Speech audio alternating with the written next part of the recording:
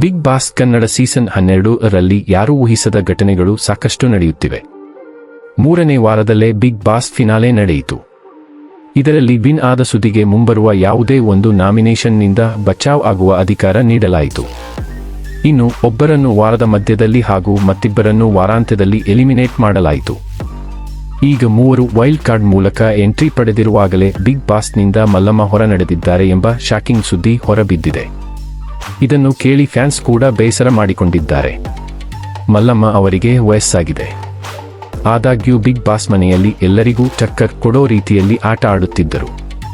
ಕೆಲವು ನಿಯಮಗಳು, ಆಟದ ವಿಚಾರಗಳು ಅವರಿಗೆ ಅರ್ಥ ಆಗದೇ ಇದ್ದರೂ ಅವರಿಗೆ ಸೂಕ್ಷ್ಮತೆಗಳು ತಿಳಿಯುತ್ತಿತ್ತು.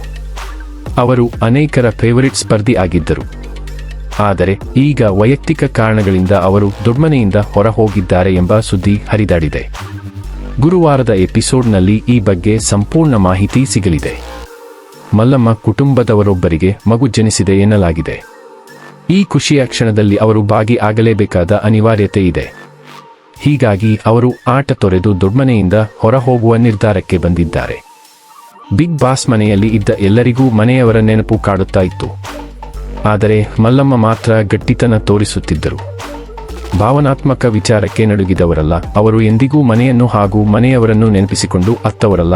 ಈಗ ಅವರು ಬಿಗ್ ಬಾಸ್ ಮನೆಯಿಂದ ಹೊರ ಹೋಗುವ ನಿರ್ಧಾರ ತೆಗೆದುಕೊಂಡಿದ್ದಾರೆ. ಮಲ್ಲಮ್ಮ ಯಾರು? ಮಲ್ಲಮ್ಮ ಅವರು ಮೂಲತಃ ಯಾದಗಿರಿ ಜಿಲ್ಲೆಯ ಸುರಪುರ ತಾಲೂಕಿನ ಸಣ್ಣ ಹಳ್ಳಿಯವರು. ಕೆಲಸಕ್ಕೆಂದು ಬೆಂಗಳೂರಿಗೆ ಬಂದರು. ಅವರ ಮಾತು ಕೆಲವರಿಗೆ ಇಷ್ಟ ಆಯಿತು. ಅದನ್ನು ವಿಡಿಯೋ ಮಾಡಿ ಹಂಚಿಕೊಳ್ಳಲಾಯಿತು. ಆ ಬಳಿಕ ಮಲ್ಲಮ್ಮ ಫೇಮಸ್ ಆದರು. ನಂತರ ತಮ್ಮದೇ ಆದ ಇನ್ಸ್ಟಾಗ್ರಾಮ್ ಖಾತೆ ಹಾಗೂ ಯೂಟ್ಯೂಬ್ ಚಾನೆಲ್ ತೆಗೆದು ಮತ್ತಷ್ಟು ಜನಪ್ರಿಯತೆ ಪಡೆದರು. ಇಂತಹ ಮತ್ತಷ್ಟು ಮಾಹಿತಿಗಾಗಿ ಈ ನಮ್ಮ ಚಾನೆಲ್ ಸಬ್ಸ್ಕ್ರೈಬ್ ಮಾಡಿ.